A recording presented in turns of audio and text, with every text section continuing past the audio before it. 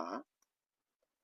Facebook ကပ်ပါ off ပေါ့နော်ဒီလိုရိုက်ပြီးကျွန်တော် enter ခောက်လိုက်မယ်အဲဆိုရင်ဒီလိုမှာစာတွေအများကြီးကြာနေမယ်အဓိကကျွန်တော်တို့စစ်ချင်တာကဒီ product name ပေါ့နော်ဒီမှာ product name မှာမာလင်လို့ပြနေတယ်ဒါဆိုရင်ဒီမာလင်ကဒီဖုန်းရဲ့ product name ပေါ့နော်ကျွန်တော်တို့ဖန်ခွဲခြင်းမယ်ဆိုရင်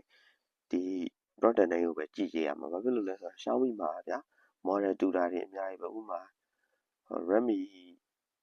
9ဆိုရင်ဗျာ model နှစ်ခုလောက်လာတယ်ဗျာတစ်ခုနဲ့တစ်ခုက product name မတူဘူးဒါပေမဲ့ဖုန်းတွေကပုံစံချင်းအတူတူပဲပေါ့နော်အဲဆိုရင်ကျွန်တော်တို့ကဒီလိုမျိုးစစ်ပြီးတော့ပဲဒီ product name ကိုကြည့်ပြီးတော့ပဲဖန်ခွဲရေးရတာပေါ့နော်ဒီ product name ကတော့ဒါအမှန်ပဲလွဲတဲ့အကြောင်းမရှိ okay မာလင်ဆိုပြီးတည်ပြီဆိုရင်ကျွန်တော်တို့က Chrome ကိုသွားလိုက်မယ်ပေါ့နော်သွားပြီးရင်ကျွန်တော်တို့ကဒီမှာပေါ့နော် mifan.net ပေါ့နော်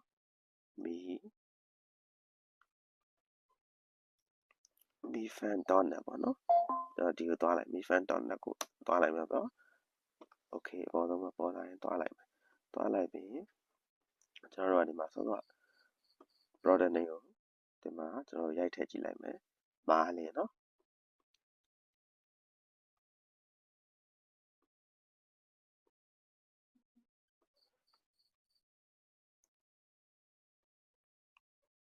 မာလင်ဆိုရင်ဒီမှာပြနေပြီပေါ့နော် Note 9 Redmi Note 9တိုင်းအိတ် 4G ပေါ့နော်တိုင်းအိတ် 4G နဲ့ Redmi Note 9နဲ့အတူတူပဲဒီမှာသူ့ရဲ့ product name ကမာလင် okay အဲဆိုကျွန်တော်တို့ကဒီထဲကိုဝင်လိုက်မယ်ပေါ့နော်ဒီမှာသူ့ရဲ့ firmware တွေဗျာဒီမှာ China firmware ရှိမယ် global firmware ရှိမယ် firmware တွေကအများကြီးပဲကိုကြိုက်တဲ့တိုင်ရ firmware ကိုတင်လို့ရတယ်ဒါပေမဲ့ဒီ VAR Facebook ကပ်ပါ off ပေါ့နော်ဒီလိုရိုက်ပြီးကျွန်တော် enter ခောက်လိုက်မယ်အဲဆိုရင်ဒီလိုမှာစာတွေအများကြီးကြာနေမယ်အဓိကကျွန်တော်တို့စစ်ချင်တာကဒီ product name ပေါ့နော်ဒီမှာ product name မှာမာလင်လို့ပြနေတယ်ဒါဆိုရင်ဒီမာလင်ကဒီဖုန်းရဲ့ product name ပေါ့နော်ကျွန်တော်တို့ဖန်ခွဲခြင်းမယ်ဆိုရင်ဒီ product name ကိုပဲကြည့်ကြရမှာဘာဖြစ်လို့လဲဆိုတော့ Xiaomi မှာဗျာ model တူတာတွေအများကြီးပဲဥပမာ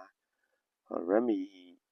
9ဆိုရင်ဗျာ model နှစ်ခုလောက်လာတယ်ဗျာတစ်ခုနဲ့တစ်ခုက product name မတူဘူးဒါပေမဲ့ဖုန်းတွေကပုံစံချင်းအတူတူပဲပေါ့နော်အဲဆိုရင်ကျွန်တော်တို့ကဒီလိုမျိုးစစ်ပြီးတော့ပဲဒီ product name ကိုကြည့်ပြီးတော့ပဲ